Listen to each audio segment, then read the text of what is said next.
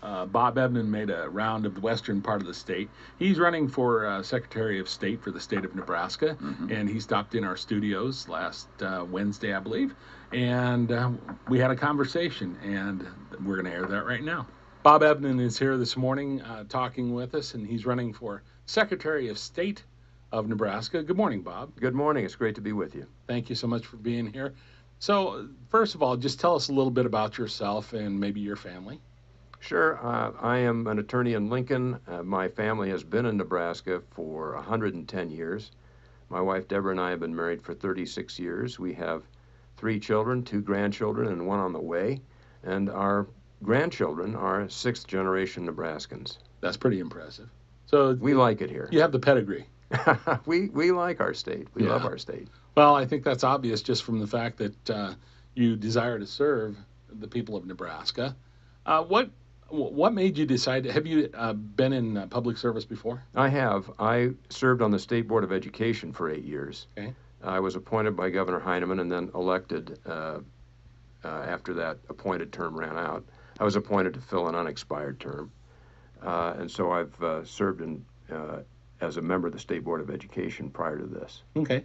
So Secretary of State is a little bit of a step up from the Board of Education. Well, I don't know that it's a step up because the work that's done by the State Board of Education is very, very important for our state. Yeah, and it's important for voting. Yeah. One of the things that I get asked is, what are you going to do to increase the rates of people voting? Mm-hmm. And you can make voting as easy as buying a lottery ticket. There's been a lot of those sold lately. Yes. You can make it as easy as buying a lottery ticket. It isn't going to improve the outcomes. What improves the outcomes is when people understand the genius of our country's founding. They feel an emotional connection to it. They feel that they have a stake in the outcome of the country. I think that's a big thing. And that's what gets people to the polls. Right. If we teach that to our children will go vote. That's how you increase rates of participation. Yeah, and I think one of the statistics that I've seen is that we tend to vote more often the older we get. I think now I started voting when I was just 18, and I think if we can increase that it'd be better for our democracy. Well, it's better if we have an informed electorate. Yes. Thomas Jefferson said that any country that believes that it can be both ignorant and free and live in a state of civilized society wants what never was and never will be. So education is key, and communicating to our kids that they have a stake in the outcome of this country, and here's what this country represents in the history of humanity. Kids will get in and participate. And it's tremendous as you said, in the history of humanity, what the United States means. Yeah, absolutely. So, Secretary of State, what are some of the duties of the Secretary of State? Well, the Secretary of State is the chief election officer of the state. Okay. We've just been talking about that a little bit. It's very important that we have a strong sense that our elections are conducted with integrity, that our elections are fair and secure.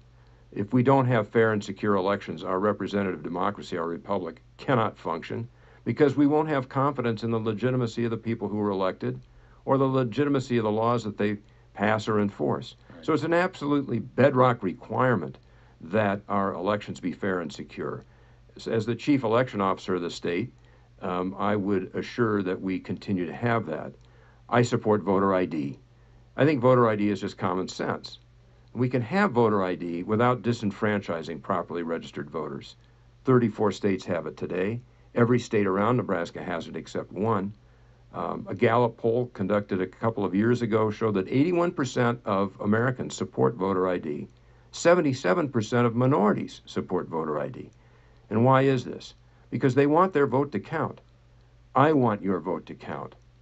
I don't want your vote to be canceled out by someone who cast a ballot and wasn't entitled to do so. Voter ID is one of the mechanisms that we can put in place that will help prevent that. One of the things that I'm asked is, well, we don't have problems with this in our state today. And that was one of my questions. Our elections are pretty secure. Why are you even bothering with this? And the answer is because once your election processes are corrupted, you can't fix them. And we have examples of this all over the country. where corrupted election systems are present, and people of good faith, both Republicans and Democrats, have tried to do something to clean up their corrupt elections. And here's what's happened. Nothing. They failed. You know, because there are people who are invested in the corruption. So Right. the time to address it is now, before we have it, while we're able to address it. Because if we wait until it happens to us, we won't be able to address it. Now, as always said, an ounce of prevention is worth a pound of cure, right? Exactly. Yeah, I get that. So, and that was one of my questions was, how do you think we're doing as far as the security in this state? You think we're doing fine right now. We just need to get ahead of it. We need to stay ahead of it. We need to be ahead of it. I think we're doing fine now, but the truth is you can't really know. Yeah. Because people who get away with it are never caught. The best estimates I've seen is that introducing voter ID will decrease voter fraud by 25%. Well, that's not 100, but 25% is a pretty good chunk, Right. And it's such an easy thing to do. It doesn't have to disenfranchise people. Okay. Now, that's one of the arguments, though, is that that it would be difficult for some people to get a voter ID. How do you guard against that? Well, first of all, way over 90% of Nebraska voters have photo IDs in their possession now. Driver's licenses or other forms of ID, way over 90%. So for the remaining percentage of people, at very minimal cost, we can make provision for them. It isn't that difficult. And the other thing is that let's say you show up at the same polling place where you've been voting for 20 years, and you forgot your ID, you left it at home. Well, you have a poll worker who knows you. Right. And it'd be fine with me if the poll worker who knows you signs an attestation that says, yes, this was Jack.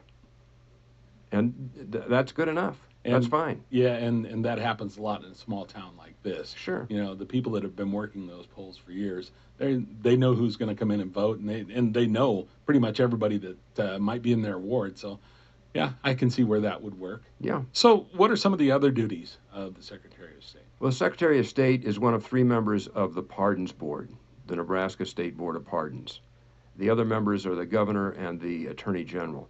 This is the board that exercises the power of executive clemency in our state. In many states, it's just the governor. In the United States, it's the president. It's a very, very powerful body. It can commute death sentences to life sentences to a term of years to time served, or it can pardon people outright. The decisions of the Board of Pardons are completely unreviewable. They're absolute decisions when they're rendered. No court can change them or even review them at all. And so it's very important that the members of that Pardons Board take their responsibilities seriously. From my standpoint, my primary consideration is public safety and the protection of public safety. And the second thing that I'm going to be thinking about on the Pardons Board is that people ought to be held accountable for the crimes that they've committed. Those are the 2 things that are really going to inform my judgment on the Board of Pardons. Now, I was one of the co-founders of Nebraskans for the Death Penalty. This was the group that collected signatures to put the death penalty on the ballot so that Nebraskans could decide for themselves whether they want to keep the death penalty on the books. And of course, overwhelmingly, Nebraskans decided they wanted to do so. As part of that, I spent 15 months going all over the state, speaking about the death penalty, debating death penalty opponents. I came to understand what our law enforcement faces. Law enforcement overwhelmingly supports the death penalty and thinks we ought to keep it on the books. And that carries a lot of weight with me. I don't think we need 3 hangings every Saturday. Right. But we ought to have it on the books for the most heinous crimes and the most vicious criminals. That experience has really helped inform my judgment when it comes to the responsibilities of the Secretary of State and the others on the Board of Pardons. Okay. Another area that that I've been talking about on the Dusty Trail is economic security for our state. You know, we export $7 or $8 billion worth of things every year internationally. The overwhelming majority of our exports are ag-related. So the Secretary of State has a status. The Secretary of State is viewed by foreign dignitaries and foreign business people a lot like the Secretary of State of the United States. Well, I want to use the status of the Secretary of State's office to help increase our export economy, to help increase Nebraska's exports internationally. I want to work with the governor on that. I want to be a force multiplier on that. I've had 40 years of experience negotiating things for a living. I think I can help people complete agreements, negotiate agreements to success. And I think that using the status of the office of the Secretary of State, I've heard this from Nebraska businesses that trade internationally over and over again. Having the support of an elected official like the Secretary of State really helps them along their way in completing export agreements. So I want to use the status of the office to help increase and strengthen Nebraska's economy. Well, Bob, we thank you for coming in. Is there one last thing that you want to leave on the mind of the voters? Well, I would very much appreciate their consideration, and I hope that they'll go to the polls on November 6th or vote early if they've requested early ballots.